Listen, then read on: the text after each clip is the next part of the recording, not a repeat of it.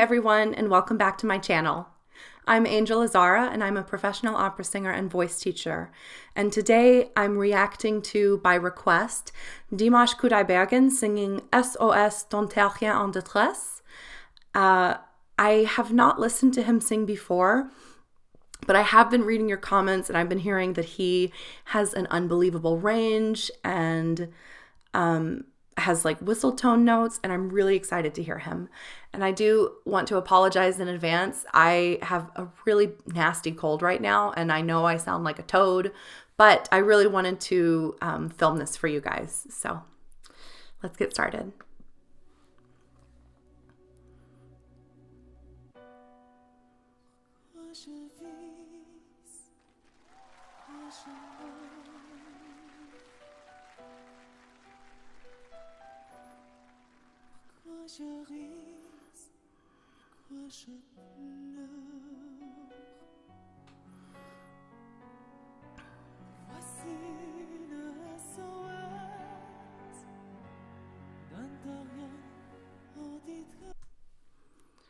Okay, so right off the bat, he sounds beautiful. It's a really pretty voice and really delicate for a man. He's using a lot of breath in his tone.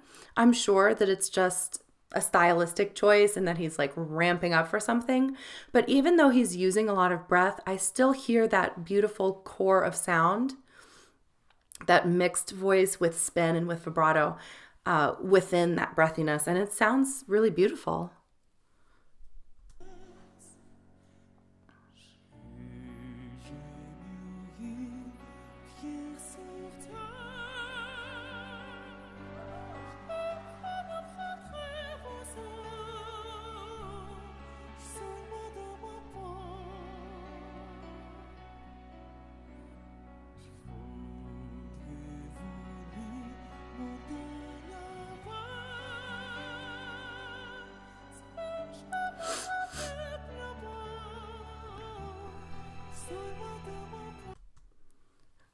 So now he's taken the breathy affect out, thank goodness. I'm so sick of those ukulele girls who sing with nothing but breath in their tone the entire time. So thank you, Dimash, for just using that as a gentle cherry on top and not the entire song.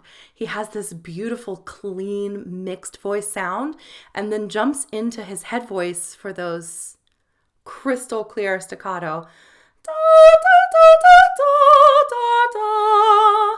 And it sounds beautiful.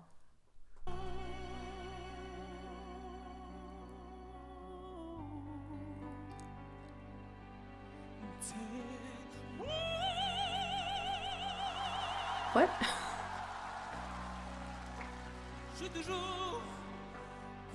So he sings operatically and then jumps into like pop.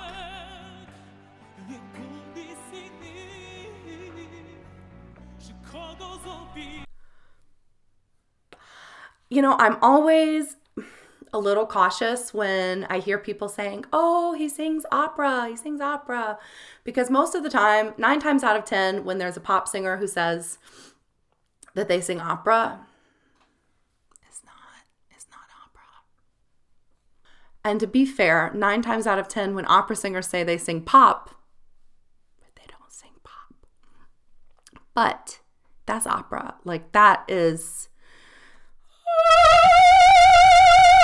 straight up, he doesn't need a mic to sing that, and it's tall. When you sing opera, you want everything tall for the amount of acoustics and space that you need, and it's a perfect aperture. It's a perfect opening.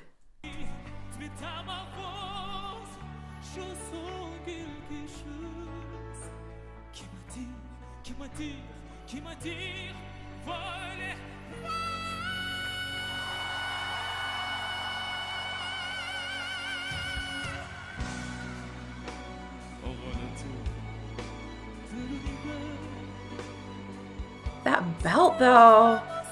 And then of course, perfect staccato. Okay, so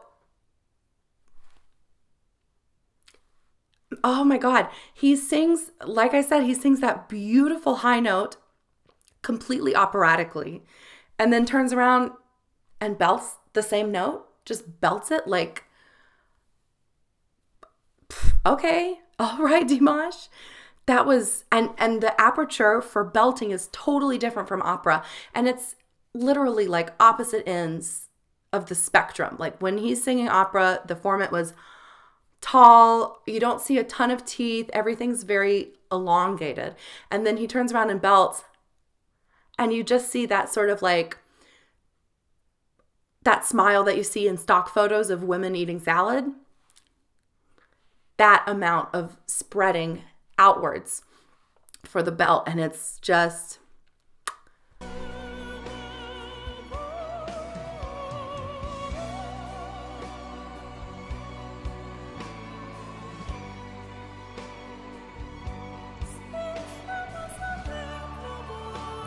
I love that staccato.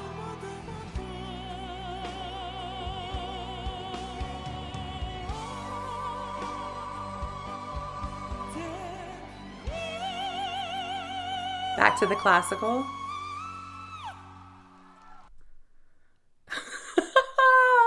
Pausing on their faces. So that was awesome, first of all. What note was that?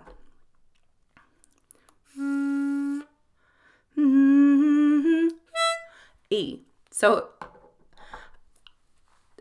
that was not whistle tone. Like clearly it was not whistle tone, but what makes it more impressive is that he just sang a full-voiced E6. That's soprano territory. When sopranos go into whistle, I flip into whistle at like F sharp 6. I flip into whistle. Or F, E, F sharp 6, somewhere around there, I flip into whistle. But my E's and my E flats are usually full voiced. The fact that he is a man and he has a full voiced E6, that doesn't make him a countertenor. That just makes him a unicorn. It's not unheard of, but it's not normal. Like that's wild. And why I say it's not whistle, I have these out. Why I say it's not whistle is because, move the mic a little further back, is because whistle literally sounds like a whistle. Again, I'm a little sick, sorry. But whistle sounds, it doesn't sound like a human voice. He still sounds, granted, it's beautiful, but he still sounds human there. It doesn't sound like he's whistling. But so many people have commented about it that I assume he does have an actual whistle tone and that he just hasn't used it yet in the song.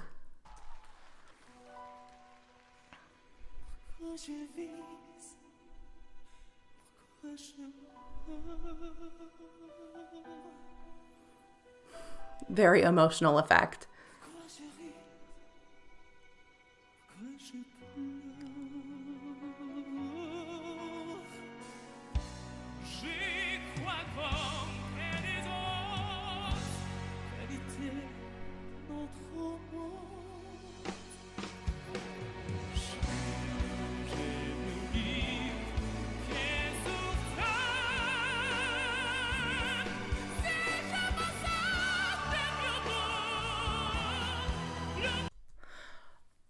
So he's doing all of these crazy registral shifts, and he just sounded straight up like a tenor. Like, the wildest thing to me about this isn't that most people can't do registral shifts. Most people can do registral shifts and sing in different genres and blah, blah, blah, blah, blah. And they can do it in multiple songs. It's just not this good. When he sings operatically, he sounds like a professional opera singer. When he sings pop, he sounds like a professional pop singer. And mixed voice musical theater. And when he sounds like a tenor. And so on and so forth. You know the phrase, jack of all trades, master of none? That's not the case. He's jack of all trades, master of all trades. And that's what's really, really rare. And that's what is kind of freaking me out.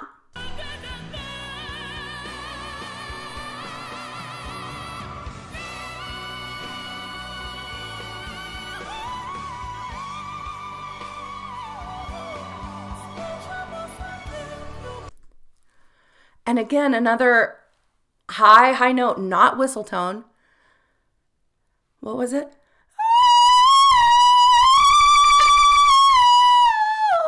Whatever he does. And what note is that? Hold on.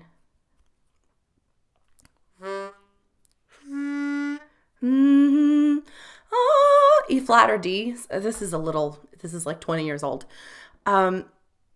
But again, it's full voice. It's not whistle tone. Like, that is wild to me that he can sing that high and he hasn't had to switch over into whistle tone. That's insane.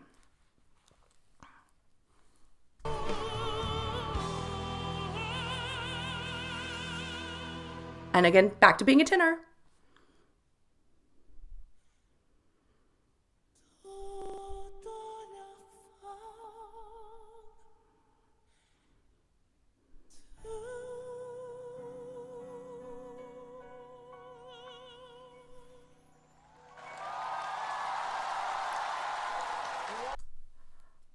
And then at the end, he does a beautiful messa di voce, which in and of itself isn't that wild. A messa di voce is granted an advanced dynamic expression, but it's not really unusual. Lots of great singers can do it. But to do it after all the stuff he's already been doing, that's what's so crazy. La, da, da, da, oh. And he's doing it from a place where he's not phonating cleanly. Doing breathiness as a stylistic effect, like, yes, that's fine. But it's hard to go on a single tone, to go from breathiness into clean phonation. And he's doing that, and he's crescendoing, and then decrescendoing. So his breath support is just... I mean, I know I haven't talked about his breath a lot at all in this song, but you need different amounts of breath for different styles. So it's like he always knows exactly the right amount of support that he needs and how much air he needs actually passing through his chords.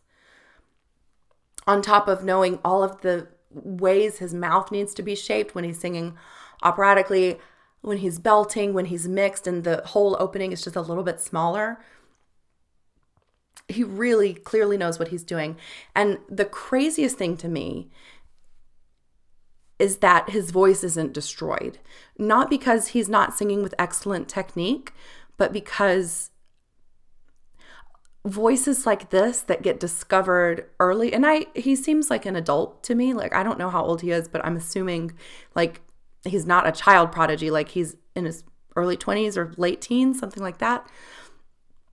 But a lot of times when you have a voice with this dynamic range and the ability to sing in different genres, and just even without all of the amazing technical stuff that he has, just a beautiful instrument. Like, it's just beautiful. To have all of these things and to not have been pushed too far, too young, and to be singing the way he is, not just beautifully, but intelligently. Like, he is an intelligent singer. That's really impressive to me. And it makes me think that maybe he is from a family of musicians, or I don't know, either that or his voice teacher was very, very smart about how to train him and when to sort of like let him fly. Because if he was doing something like this too early, his voice would just be gone in 5 years. And it really sounds like he has got the technique on lock. I really enjoyed listening to him. Thank you guys so much for recommending him to me. I hope that you found this video informational or helpful or just enjoyable. And if you did, please like and subscribe. And toi toi toi until next time.